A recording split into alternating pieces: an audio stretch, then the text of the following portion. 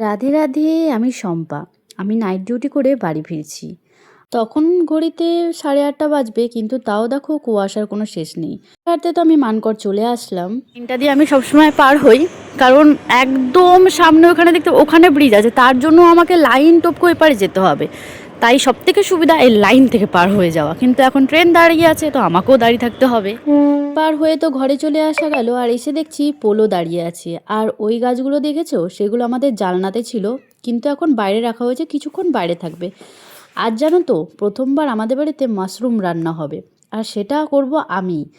কিছুটা ইউটিউবে দেখেছি, আর কিছুটা আমার বান্ধবীকে ফোন করে জেনেছি কিভাবে রান্না করতে হয়।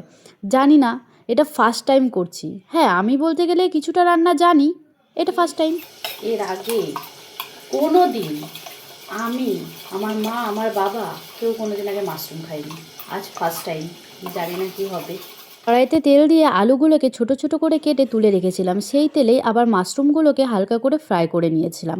তারপরে কড়াইতে অল্প একটু তেল দিয়ে তার মধ্যে জিরে আর তেজপাতা দিয়ে যখন জিরেগুলো কালো হয়ে এসেছিলো, তখন করে রাখা মশলাগুলো দিয়ে দিয়েছিলাম কড়াইতে। আর একটুখানি যখন মশলাগুলো কষে উঠেছিল, তখন দিয়ে দিয়েছিলাম ভেজে রাখা আলু আর মাশরুমগুলো।